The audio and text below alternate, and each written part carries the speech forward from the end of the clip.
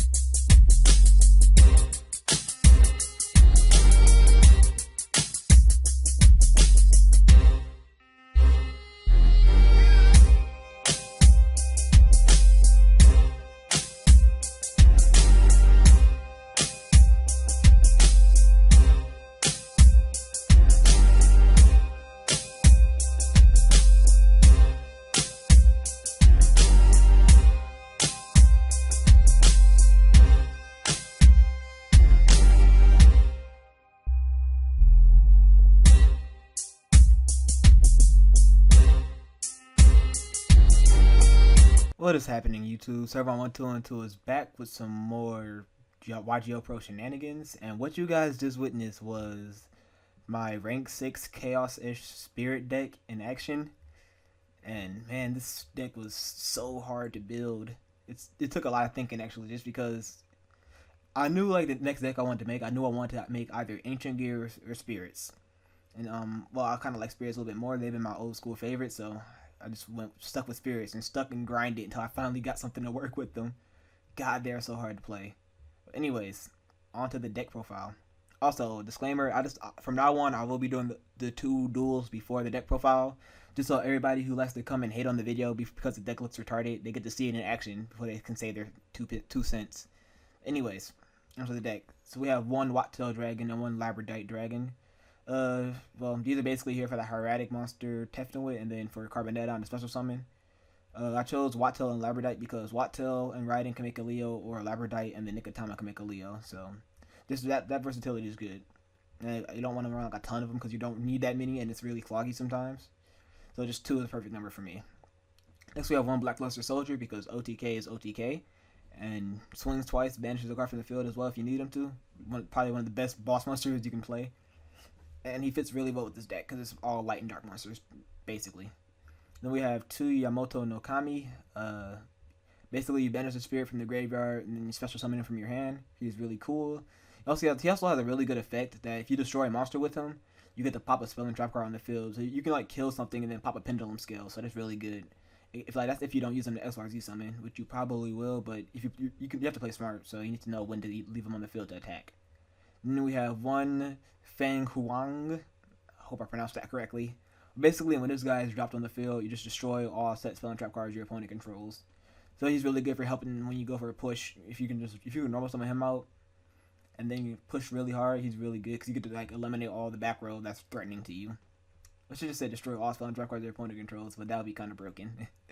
Next, we have 1 Hieratic Dragon of Tefnawit, Cyber Dragon for level 6 monsters, I guess. And then if you tribute him off.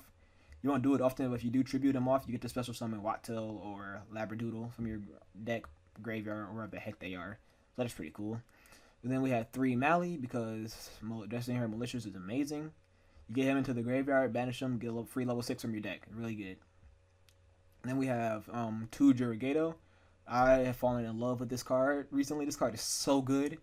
Basically, in your battle phase, you can special summon him out, gain 1,000 life points, which is already great to begin with.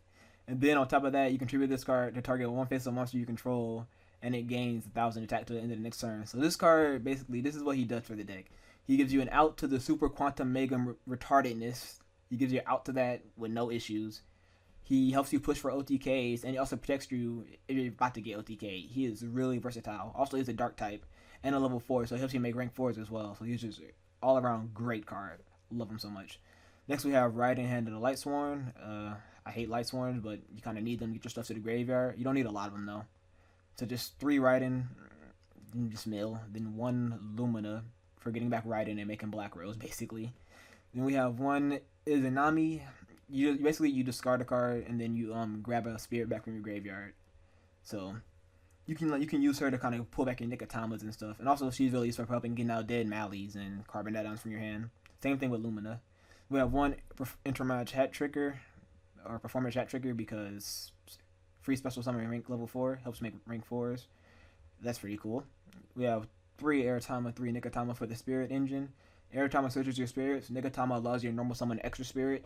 These 2 cards. There's actually a really cool combo. If you have Aratama and Mass Chain second, you can go normal summon Aratama at Nikatama, then discard Nikatama, then make Dark Law, and then draw a card. That's pretty cool.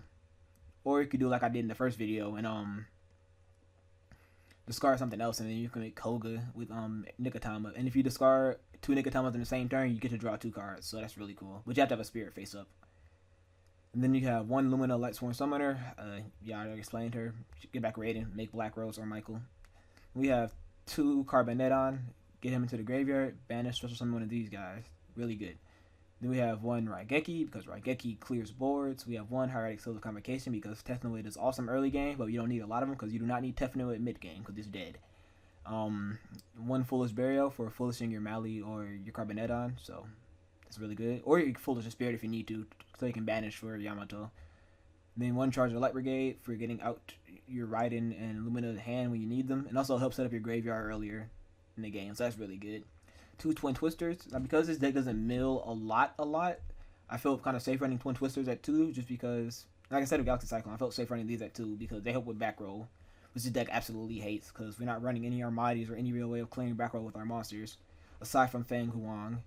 So 2 Twin Twisters. And then we have 2 Mass Chain seconds for that awesome Nikatama Aratama combo.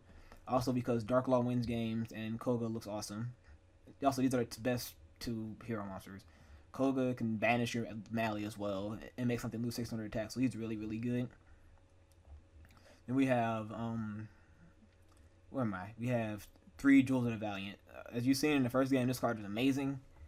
You banish Mally, send Carboneton, banish Carboneton, you can send Mally if you need to, or you can send another spirit so you can have a banish starter for him. It's just, this card is so good in this deck, it's retarded.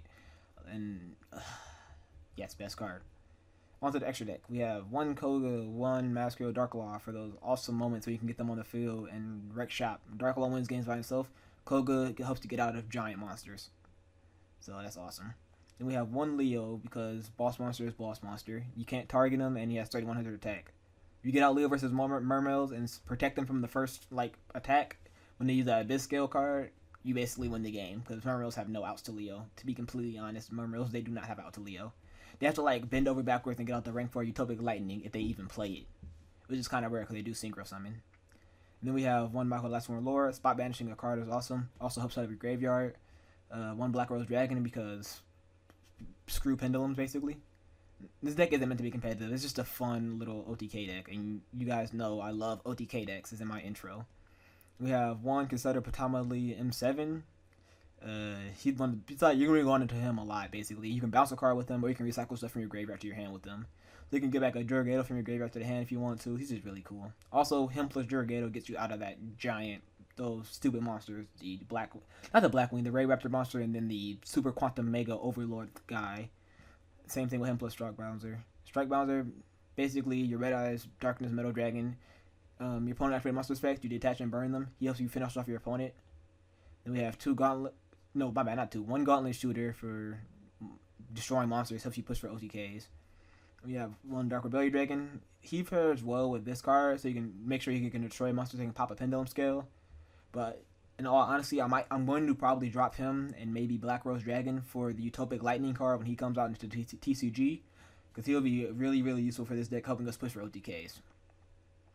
Even though I feel that card's kind of newbie, because it's so splashable. We have number 101, Silent Arknight. Remove a card from the field and eat it and just hold it inside of him instead of sending it to the graveyard. That's useful. Castell, bouncing something into the deck, also really good. Gusto Emerald for recycling your Nikatamas, your Hat Tricker, your Gyarados, your Black Soldier if you accidentally mill it. and also lets you draw a card. Or you can use him to target a non-effective monster, namely these two guys, and special summon them, so he's also really good. We have one Abyss Dweller for, in case we have to OTK a Gradle player. Screw Gradles. Then for the side deck, these are some cards that you can run if you want to kind of edit it a little bit. You can run Lila for more back row hate, another Lumina if you want to. Beatrice, when this card comes out, you will run it because it's a free Foolish Burial in rank 6 form, and it's generic, so it's easy to make. Also, she's a light for Blackluster Soldier, but that's besides the point. Just use her to Foolish Burial card to the graveyard, so you probably will be playing her. 2 Solar Recharge if you want to get to Life Monster. If you want to add more emphasis to Light Swarms, I did not because this is a Spirit deck primarily. And then 1 charge of Light Brigade if you want to add this into the deck as well for more Light Swarm and setting up your graveyard. But I felt it was unneeded. But anyway, guys, that was the deck profile. Let me know in the comments what you would add, what would you change, and generally what you think about the deck. Servon1202 signing out. Don't forget to like, comment, and subscribe.